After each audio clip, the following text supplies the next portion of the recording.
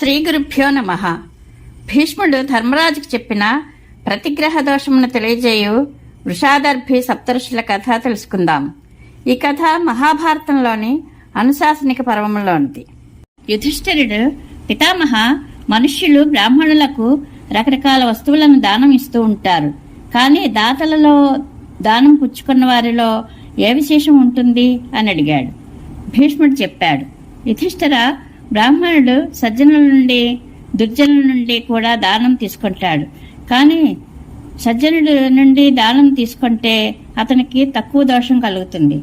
గుణహీనుని అనగా దుర్జనుడి నుండి దానం తీసుకుంటే అతడు అగాధమైన నరకంలో మునిగిపోతాడు. ఈ విషయంలో వృషాదర్భిరాజుకు సప్తఋషులకు జరిగిన సంవాదరూపమైన ప్రాచీనేతిహాసాన్ని ఉదాహరణగా ఇస్తూ ఉంటారు. ఒకసారి కశ్యపుడు, అత్రి, వశిష్ఠుడు, భరద్వాజుడు, గౌతముడు, విశ్వామిత్రుడు, జమదగ్ని, పతివ్రత అయిన అరుంధతి వీరందరూ సమాధి ద్వారా సనాతన బ్రహ్మలోకాన్ని పొందాలనుకుని తపస్సు చేస్తూ ఈ భూలోకంలో తిరుగుతున్నారు. వీరందరికీ పరిచర్య చేయడానికి గండ అనే దాసి ఉంది. ఆమె పశుసఖుడు అనే పేరు గల శూద్రుని వివాహమాడింది. పశుసఖుడు కూడా వీరితోనే ఉంటూ ఆ మహర్షులను సేవించుకుంటూ ఉండేవాడు. ఒకసారి చాలా కాలం పాటు భూమిపై వర్షాలు కురవలేదు. లోకంలో గొప్ప కరువు సంభవించింది. ప్రజలందరూ ఆకలితో చనిపోసాగారు. ఆ సమయంలోనే శిబి కొడుకు వృషాదర్భి మహారాజు విహరిస్తూ సప్తర్షులు ఉన్నదారినే వచ్చాడు.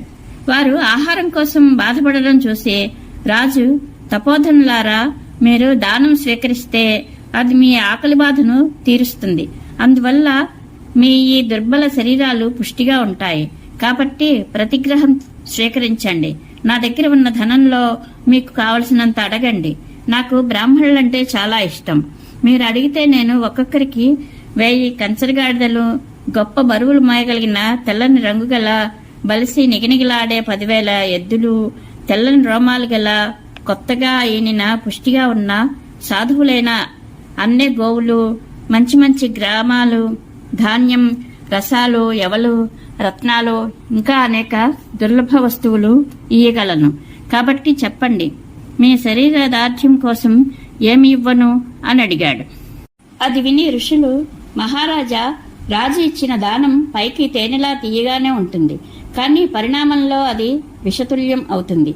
ఈ విషయం తెలిసి కూడా మీరు మమ్ము ఎందుకు ప్రలోభ పెడతారు? బ్రాహ్మణుల శరీరాలు దేవతలకు నివాస స్థానాలు. దానిలో దేవతలందరూ కొలువై ఉంటారు. బ్రాహ్మణుడు తపస్సుతో శుద్ధుడు, సంతుష్టుడిగా ఉంటే అతడు దేవతలందరినీ ప్రసన్నులను చేస్తాడు. బ్రాహ్మణుడు రోజంతా ఎంత తపస్సు ఆర్జిస్తాడో దాన్నంతా రాజు నుండి ప్రతిగ్రహం పొందడం వలన అడవిని కార్చిచ్చు దహించినట్లుగా నశింపజేస్తుంది.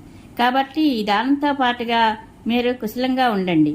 ఈ వస్తువులన్నీ ఎవరికి అవసరమో వారికి, లేదా మిమ్మల్ని యాచించిన వారికి దానం ఇవ్వండి అని అన్నారు. ఇలా అని వారు ఇంకొక మార్గంలో ఆహారానికే వెతుక్కుంటూ అడవిలోకి వెళ్లిపోయారు. తదనంతరం రాజు యొక్క ప్రేరణతో అతని మంత్రి అడవికి వచ్చి అత్తిపళ్ళు కోసి వారికి ఇవ్వాలని సంకల్పించాడు. మంత్రులు ఆ పళ్ల లోపల బంగారు బిళ్లలను నింపి అవన్నీ సేవకుల చేతికి ఇచ్చారు. భృత్యులు ఆ పళ్లను వారికి ఇవ్వడానికి వారి వెనుక పరిగెత్తుకుని వెళ్లారు.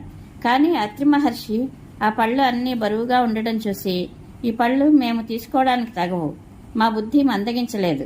మేము నిద్రపోవడం లేదు, మేలుకొనే ఉన్నాము. వీటి లోపల సువర్ణం నింపారని మాకు తెలుసు. ఇది మేము స్వీకరిస్తే మేము పరలోకంలో కటువైన పరిణామం అనుభవించవలసి వచ్చేది. ఈ లోకంలోనూ పరలోకంలోనూ సుఖపడాలి అనుకునేవారు ప్రతిగ్రహం నుండి తప్పించుకోవాలి అని అన్నాడు.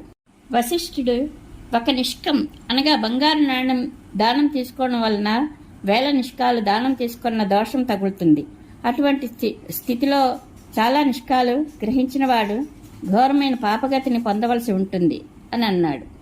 కశ్యపుడు, ఈ భూమిపైన ఉండే ధాన్యం, యవలు, బంగారం, పశువులు, స్త్రీలు అన్నీ కూడా ఒకనికే లభించినా అతనికి సంతోషం ఉండదు. ఇది గ్రహించి విద్వాంసులు తమ మనసులోని తృష్ణను చల్లార్చుకోవాలి అని అన్నాడు. భరద్వాజుడు, మనుష్యుని కోరిక సదా పెరుగుతూనే ఉంటుంది, దానికి అంతు ఉండదు అని అన్నాడు. గౌతముడు, లోకంలో మనిషికి కల ఆశ యొక్క కడుపును నింపగలిగిన వస్తువు ఏదీ లేదు. మనిషి యొక్క ఆశ సముద్రం వంటిది, అది ఎప్పటికీ నిండనే నిండదు అని అన్నాడు. విశ్వామిత్రుడు, ఏదైనా వస్తువుని కోరుకునే మనిషికి ఆ కోరిక తీరినప్పుడు ఇంకొక కొత్త కోరిక పుడుతుంది.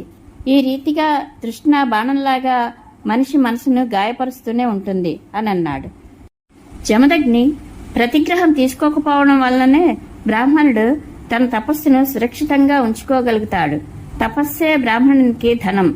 లౌకిక ధనం కోసం లోభించేవాడు తపస్సు అనే ధనాన్ని నష్టపోతాడు అని అన్నాడు. అరుంధతి, లోకంలో ఒక పక్షం వారు ధర్మం కోసం ధనం ఆర్జించాలని అభిప్రాయపడుతూ ఉంటారు. కానీ నా ఉద్దేశంలో ధనార్జన కంటే తపస్సును ఆర్జించడమే శ్రేష్టం అని అన్నది. గండ, నా ఈ యజమానులు అత్యంత శక్తిశాలులు అయినప్పటికీ కూడా భయంకరమైన ఈ ప్రతిగ్రహానికి ఇంతగా భయపడుతున్నారంటే నాలక్కేముంది? దుర్బల ప్రాణుల వల్లే నాకు దీనివల్ల అమిత భయం కలుగుతోంది అని అన్నది. పశుసఖుడు, ధర్మాన్ని పాటిస్తూ ఉండగా లభించే ధనాన్ని మించిన ధనం ఏదీ లేదు. ఆ ధనాన్ని బ్రాహ్మణుడే గుర్తించగలడు. కనుక నేను కూడా ధర్మమయమైన ఆ ధనాన్ని పొందే ఉపాయం నేర్చుకోవడానికే విద్వాంసులైన బ్రాహ్మణుల సేవలో కుదురుకున్నాను అని అన్నాడు. ఋషులు కపటంగా ఈ ఫలాలను ఇవ్వడానికి తెచ్చిన జనులు ఈ రకమైన ఫలాల మిషతో మాకు సువర్ణాన్ని దానం చేయాలనుకున్న రాజు ఈ దానంతో పాటుగా మేలు పొందెదరుగాక అని అన్నారు. భీష్ముడు చెప్తున్నాడు, యుధిష్ఠిరా, ఇలా అని బంగారంతో నిండిన ఫలాలను పరిత్యజించి వ్రతధారులైన ఆ మహర్షులందరూ అక్కడి నుండి వేరొక చోటికి వెళ్లిపోయారు. అప్పుడు మంత్రులు సైద్విని వద్దకు వెళ్లి, మహారాజా, ఆ ఫలాలను చూస్తూనే ఋషులకు తమను మోసం చేస్తున్నారనే సందేహం కలిగింది. అందుకని వారు ఫలాలను త్యజించి వేరొక దారిని వెళ్లిపోయారు అని చెప్పారు. సేవకులు ఇలా చెప్పిన మీదట వృషాదర్భి మహారాజుకు చాలా కోపం వచ్చింది. అతడు తన అవమానానికి ప్రతీకారం తీర్చుకోవాలి అనుకుని రాజధానికి తిరిగి వచ్చాడు. అక్కడికి వెళ్లి అత్యంత కఠోర నియమాలను పాటిస్తూ ఆహ్వనీయాగ్నిలో ఆభిచారిక మంత్రాలు పఠిస్తూ ఒక్కొక్క ఆహుతినే వేల్చసాగాడు. ఆహుతులు పూర్తి కాగానే ఆ అగ్ని నుండి ఒక భయంకరమైన కృత్య పుట్టింది. వృషాదర్భిరాజు దానికి యాతుధాని అని పేరు పెట్టాడు. కాళరాత్రి వలె అతి భయంకరమైన రూపం ధరించిన ఆ కృత్య చేతులు జోడించి రాజు వద్దకు వచ్చి నిలిచి, మహారాజా, మీ ఆజ్ఞను దేనిని పాటించను అని అడిగింది. రాజు, యాతుధాని, నీవు ఇక్కడి నుండి అడవికి వెళ్ళు. అక్కడ అరుంధతి సహితులైన సప్తర్షుల యొక్క, వారి దాసి యొక్క, ఆ దాసి దాని భర్త యొక్క పేర్లు అడిగి దాని తాత్పర్యాన్ని మనసులో చక్కగా గుర్తుపెట్టుకో. వారందరి పేర్ల యొక్క అర్థాన్ని గ్రహించి వారిని చంపివేయి. తరువాత నీ ఇచ్చ వచ్చిన చోటికి వెళ్లిపో అని చెప్పాడు. రాజు యొక్క ఆదేశాన్ని పొంది యాతుధాని తథాస్తు అని పలికి దానికి అంగీకరించి ఆ మహర్షులు సంచరిస్తున్న ఆ అడవికి వెళ్ళింది. అక్కడ అత్రి మొదలైన మహర్షులు ఫలమూలాలను ఆహారంగా తీసుకుంటూ తిరుగుతున్నారు. వారందరి నిశ్చయం, కార్యం ఒక్కలాంటిదే. వారు ఆ వనంలో తిరుగుతూ ఫలమూలాలను సంగ్రహిస్తున్నారు. అలా తిరుగుతూ ఉండగా వారికి అందమైన ఒక చెరువు కనిపించింది. దానిలోని నీరు అతి పవిత్రంగా, స్వచ్ఛంగా ఉంది. దానికి నలువైపులా ఉన్న తీరం మీద దట్టమైన వృక్ష పంక్తులు అందంగా ఉన్నాయి. చెరువు లోపల అందమైన తామర పువ్వులు వికసించి ఉన్నాయి. రకరకాల పక్షులు ఆ నీటిని సేవిస్తున్నాయి. దానిలో ప్రవేశించడానికి ఒకటే దారి ఉంది. దాని రేవు, మెట్లు చాలా అందంగా నిర్మించబడినాయి. అక్కడ నాచు గాని, బురద గాని మచ్చుకైనా లేదు.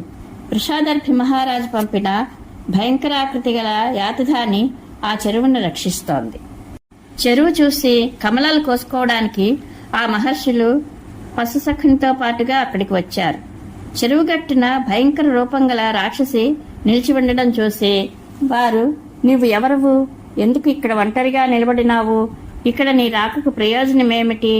ఈ సరోవర తీరంలో నిలిచి నీవు ఎటువంటి కార్యాన్ని నెరవేర్చాలనుకుంటున్నావు అని అడిగారు.